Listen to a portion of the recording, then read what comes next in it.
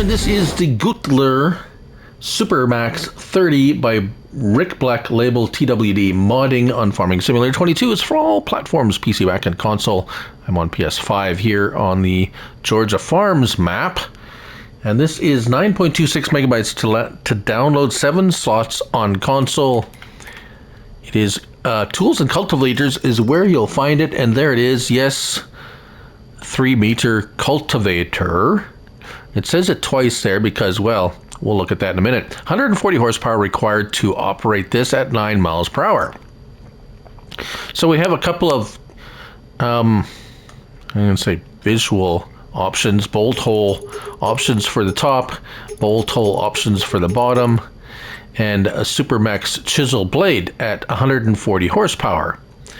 But if we change that to the SuperMaxx 30 wing flock, it only requires 100 horsepower, but it's extra $600. So that's interesting. I found that quite interesting, actually, indeed, that this configuration would require more horsepower than this configuration. Now, I'm not an expert in cultivators, but that just seems like if you put more things in the ground, it would be harder to pull through it than if you have less things in the ground. But that's just me. I don't know if that's how it works or not. But anyways, here it is. And here I have a appropriately horsepower rated tractor to hook up to it. Now they look identical. So let's see, which one is this? We can tell by the so this is 140 horsepower because it doesn't have the wings. Yes, no wings. So let's attach it, shall we? And I really don't, does it really matter where it attaches? Where you have those bolt holes? It looks like it does. If you have them down there, it'll ride up a little higher or lower depending on where you have that bolt hole chosen. Now, of course, this is the 100 horsepower version. And let's just set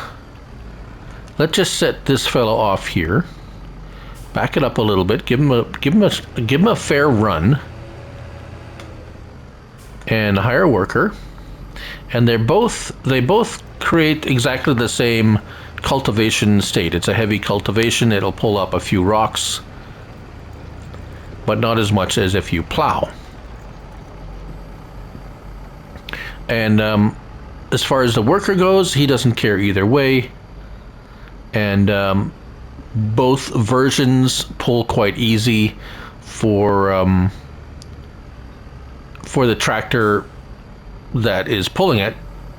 This one being the 100 horsepower, so this tractor was spec'd out to 100 horsepower, the other one at 140. So what I want to know now is, are they just both easy to pull? Because I'm going to switch the tractors. I'm going to put the 100 horsepower tractor on this one, which is harder to pull, and we're just going to switch this up. This one should have absolutely no trouble pulling this one because it's way overpowered. And let's just, if I can hook it up properly, there we go. All right, so we come forward, hire a worker, and yes, of course, no problem whatsoever. Right, so let's do it the opposite way here, just because we can, and we got both of them here. And yeah, really there's no, let's get our help window on because there's really nothing else to do with these things. It does have some lights and signals. So there we go. Let's just see if this will do, will pull it just as well as it did the other one. And there we go. Okay, so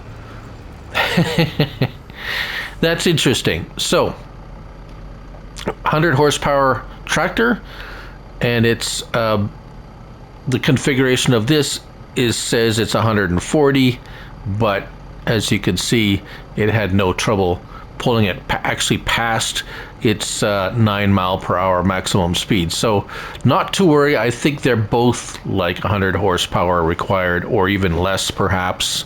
So there you have it, the Guttler SuperMaxx 30 by Rick Black Label TWD modding on Farming Simulator 22. Thank you all for watching, and remember, it's only a game, so till the next one, bye for now.